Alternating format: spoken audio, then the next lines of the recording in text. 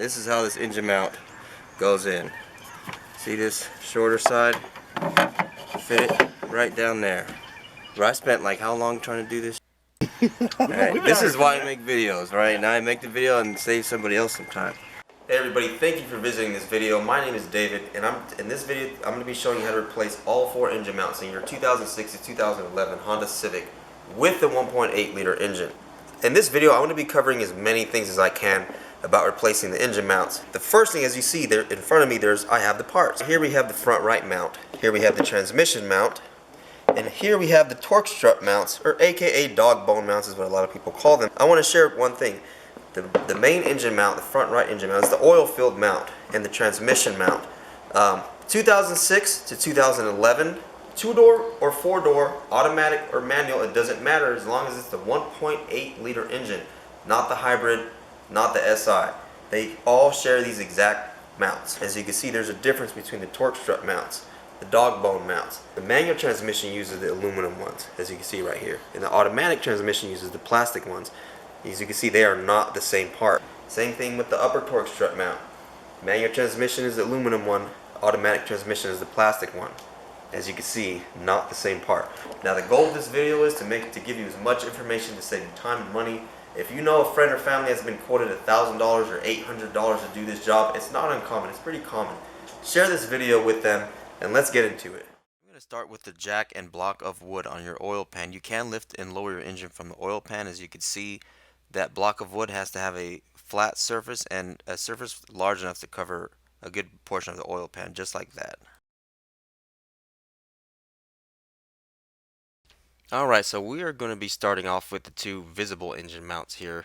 Is the upper torque strut slash dog bone mount and the front right engine mount. Now it's called the front engine mount technically because it's directly in front of the timing cover, but a lot of places say front or front right. This is the main oil filled mount. There are 17 millimeter, 19 millimeter bolts, and 10 millimeter bolts right there you see me pointing at for the AC line bracket that we're going to remove. We're not removing the line, we're just scooting it out of the way so we can have access to the other bolts a little bit easier. Now we have a deep socket to remove that 19 millimeter.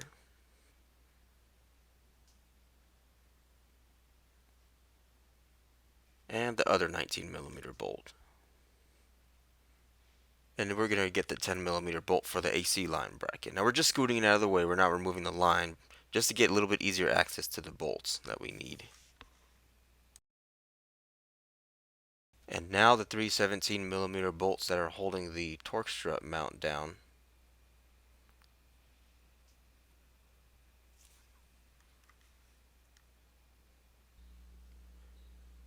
Now the bolt is off and we can remove the upper torque strut mount.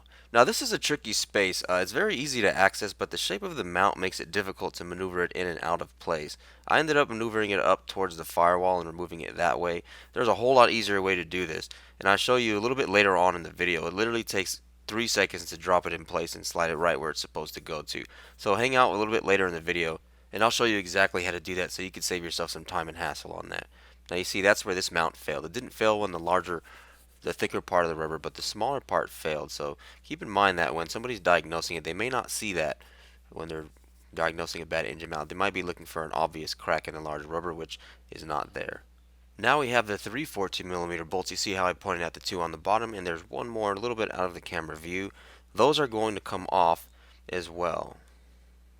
Now you can probably get away with just removing the 2 bottom ones as I'm doing here, but I ended up removing the top one because it makes it just a little bit easier. It really doesn't take any effort to remove it. Now I'm going to start removing the 17 millimeter bolts. There's 2 of them that hold the engine mount to the unibody, or the chassis or frame, whatever you like to call it. And there's the other one on the other side of the engine mount, opposite of the one that I just started loosening up right there. A little bit harder to see on camera, but you see where the arrow's pointing? It's right there. You can go ahead and get an extension and get a socket and go ahead and start loosening that.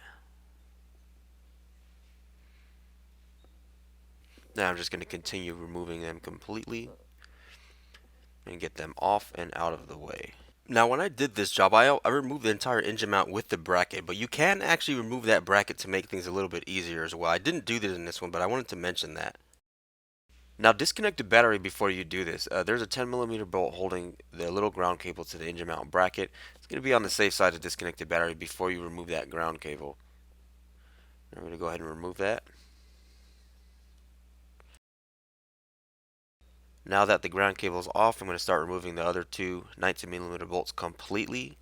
That one did not come off with the stud. Sometimes it will come off and pull the stud off with it. Not an issue if that happens, but keep in mind when you put that back on to be very careful because it's easy to cross thread that one. Now pay attention to that right there where that arrow is pointing. There's a few things going on in this scene. I actually left the 14mm bolts on that bracket right there on, so as I'm adjusting the engine upwards with my jack, it's still holding the mount down. Now remember, this type of engine mount is not really designed to deal with too much upward force. However, a properly functioning mount should be able to offer a good amount of upward resistance before it fails or separates.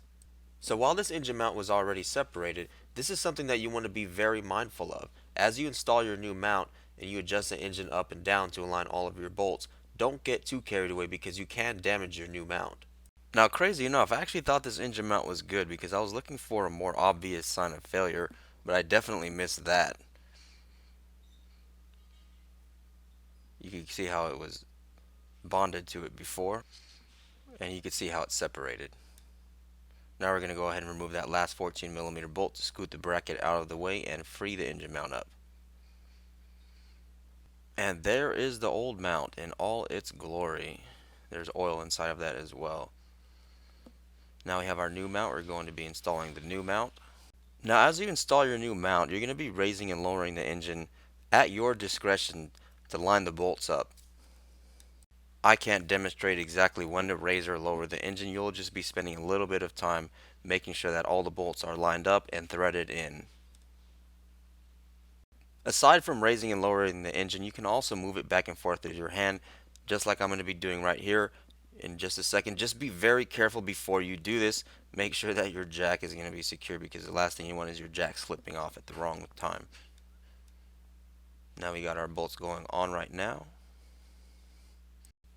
Now we're putting our ground cable back on. 10mm, remember 10mm. And we're doing some more adjusting back and forth.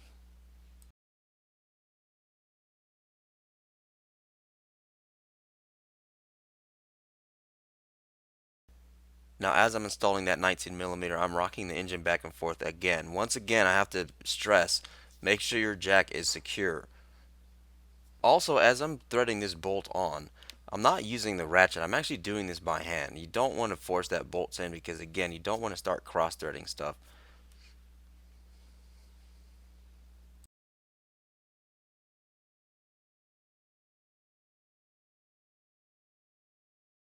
Now that the bolt is actually threaded on, we can actually grab our ratchet and start tightening this thing down.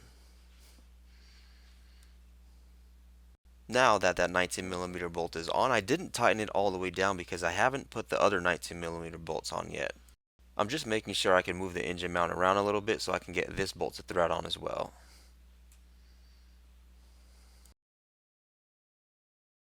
Now the exact same thing with the other 19mm. I didn't tighten it all the way down. I got it to thread on, and now I'm working on the 14mm bolt as well. Once again, that's not being tightened all the way either because there are two more 14mm bolts right down there where you see those arrows pointing. And I do want to also mention that I did not record myself reinstalling those 14mm bolts, so I did want to make the illustration to point them out. Don't forget them.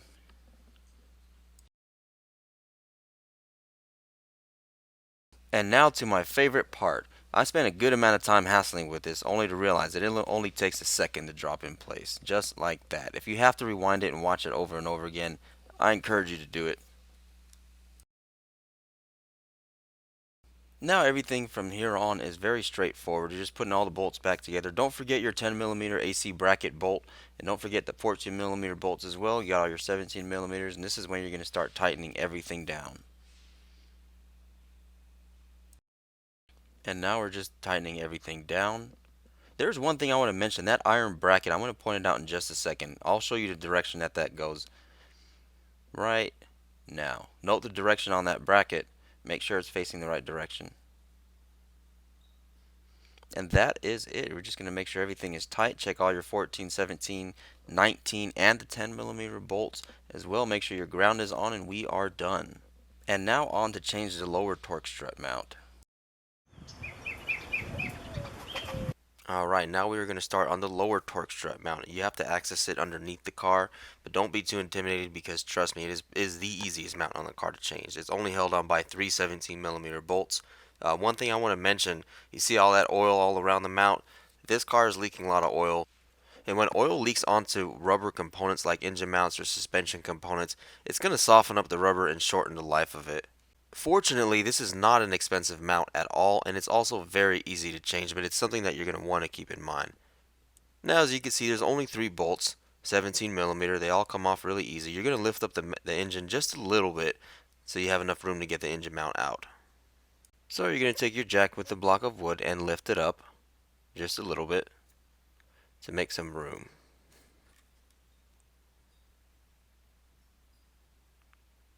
As you can see, that jack is steady on the oil pan as well. Now we have our new mount. You see the direction that I'm pointing at? That is the direction it's going to go into. Make sure that part on the bottom is facing towards the ground. And then you will slip it into place. You might have to adjust the engine just a little bit to get it there, but it's not hard at all to do. Now the rest of the step is very, very straightforward. The only thing I have to mention is don't tighten all the bolts as usual because you're going to end up having to loosen them so you can adjust it and get all the bolts into place. You're going to be raising and lowering the engine just a little bit, but it's very, very easy, very straightforward. Now we have our 17 millimeter bolts on and we are tightening them down. And our last bolt. And that is it. Supreme victory! Now I move the jack from the oil pan to underneath the transmission, make sure it's secure. Should I do more funny stuff in my videos? Leave a comment down below what you think about it. Should I do more funny or stupid stuff? I don't know, let me know. But now moving on, we're doing the transmission mount. We're removing the battery right now because that has to come off for us to get access to it. You see how those battery tie downs are hooked on to the battery tray? They come off just like that. Alright, now I'm going to remove the three 10 millimeter bolts that are holding the plastic cover for the ECU on. Now I just used a regular ratchet, just like that, to get the back one off. It looks a little bit tight spot, but you can get it. Now I'm going to loosen up the fuse box. As you can see, it's held on with those clips. You push them out to lift them. See, push it just like that, and then you lift up to remove the fuse box. I'm not completely removing it. I'm just going to scoot it out of the way so I have access to the bolts that we need to get to. So now we remove the plastic ECU cover, comes right up, and the ECU connectors. These are not standard connectors. They clip back. They come back like the arm of a garbage truck going over the cabin of the garbage truck, over the head of it. You push that clip down in and pull it back just like that. Do you see that? Push it down and pull it back. And it will swing over and you will be able to remove that clip. Same thing with the other one. Now we're going to move our ECU out of the way so we have more access to the bolts that we need to remove. And here we go. Now there's a 10 millimeter that needs to be removed down here. Can you see it? It's right there. And now we're going to remove the 10 millimeter bolt behind the fuse box. I'm going to point it out right now. You'll be able to see it. There it goes. That's the one we're going to be removing. Now that we have it off, I'm going to go for the other 10 millimeter that I pointed out a little bit earlier. That's going to come off as well, and that bracket is going to be removed.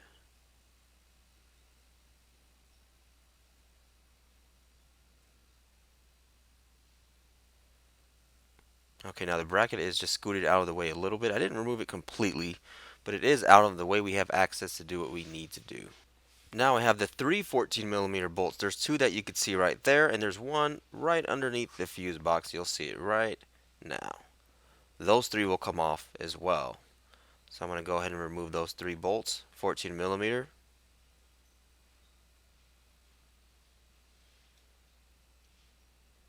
and remove that bracket. Now, if I haven't reminded you enough, make sure that your jack in block of wood is steady before you start removing the actual engine mount after you've been moving stuff around. And now we have the 17mm bolts for the actual mount that will be coming off as well.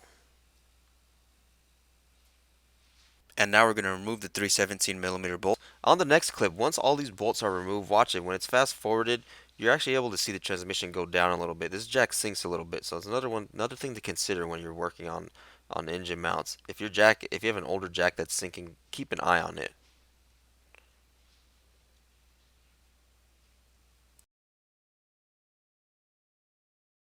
Now there are two 17mm bolts that hold the transmission mount down. You're going to need an extension to get them off. I'm going to go ahead and remove them to free up the mount. And now we can remove the mount.